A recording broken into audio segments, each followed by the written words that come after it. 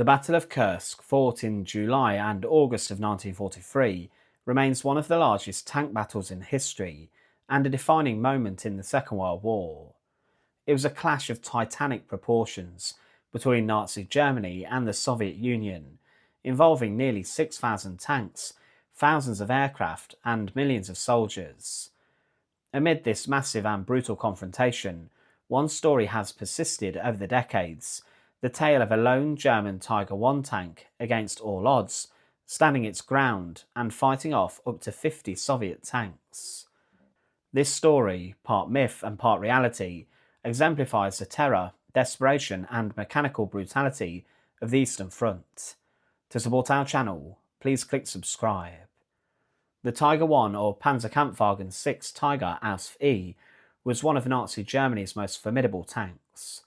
Armed with the powerful 88mm KWK-36 gun and protected by thick frontal armour, the Tiger was designed to destroy Soviet tanks from long distances before they could respond.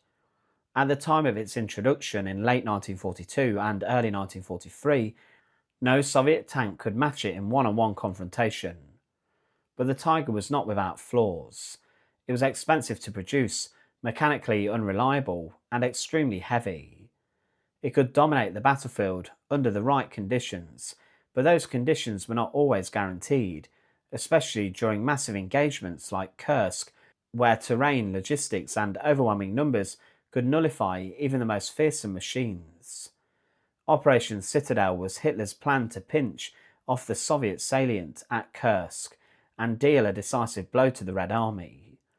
The northern attack was led by General Model, while the southern pincer was led by General Huth, including elements of the SS Panzer divisions and elite Wehrmacht units equipped with new Tigers.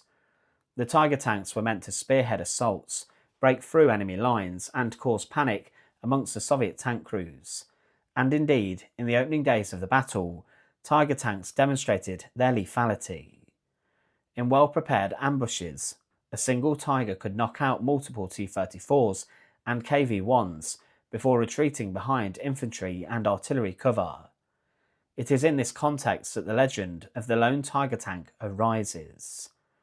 Now, the most cited version of this story, though heavily embellished, comes from an encounter near the village of Pisolny in July 1943. I apologise for my pronunciation.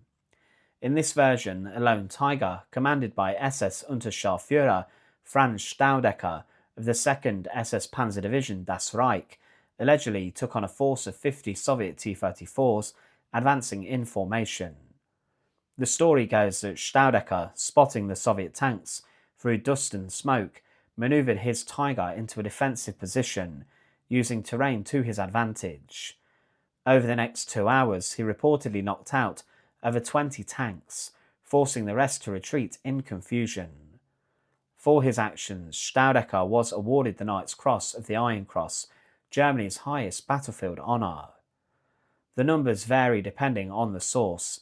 Some say 17 tanks were destroyed, others say 22, but the general narrative is consistent, that a single Tiger tank held the line against overwhelming odds and emerged victorious. There is some truth behind the tale. Staudegger's award was real, and he was indeed praised for his role in the southern sector of the Kursk offensive. German battlefield reports and eyewitness accounts confirm that he engaged multiple tanks alone and inflicted significant damage. However, the claim that a single Tiger defeated 50 Soviet tanks on its own is likely exaggerated, if not outright propaganda. Wartime reports, especially those disseminated by the Waffen-SS, were often embellished for morale and myth-making purposes. German sources inflated kill counts, while Soviet sources downplayed them or failed to acknowledge the event at all. Tank battles rarely played out like duels. Terrain, air support, artillery, infantry cover, and mechanical reliability all played major roles. The Tiger's 88mm gun could destroy a T-34 from 1,500 metres or more, while most Soviet guns had to get within 500 metres to have a single chance. But visibility, battlefield clutter, and Soviet tactics of swarming a Tiger with massed numbers often tipped the balance. Moreover, the Soviets were not tactically inept. By 1943, they had adapted well to German tactics and were coordinating tank attacks with infantry and air support more effectively than ever. The idea of 50 tanks charging blindly into the sights of a lone Tiger without using flanking manoeuvres, artillery, or airstrikes does strain credibility. The story of the lone Tiger tank stands out not because of its statistical probability, but because of what it symbolises. The idea of German technological superiority, individual heroism, and tactical brilliance against overwhelming odds. To the Wehrmacht and Waffen-SS, such stories were vital in maintaining morale amidst mounting casualties and faltering offensives. To post-war audiences, especially those fascinated by tank warfare and Nazi Germany's Wunderwaffe mythos, the tale resonates with the romanticised idea of a lone warrior, a David versus Goliath narrative in reverse, where German might temporarily triumphs over Soviet numbers. The Tiger tank has become an icon of mechanical invincibility in World War II lore, often portrayed as the ultimate battlefield predator. Its rare appearances on the front lines only added to its mystique. A single Tiger could change the course of a local skirmish, but as Kursk showed, even the Tiger was not enough to win the war. The Battle of Kursk ended in a decisive Soviet victory. After weeks of grinding attrition, Hitler called off Operation Citadel. German losses were staggering: over 200,000 men, 700 tanks, and hundreds of aircraft. The Red Army, although bloodied, emerged stronger and more confident. The strategic initiative had shifted to the Soviet Union. For all their technical brilliance, the Tigers were not war winners. They were too few in numbers, too complex, and too maintenance heavy. The Soviets, by contrast, fielded thousands of simpler, more robust T-34s, which they could produce and repair in staggering numbers.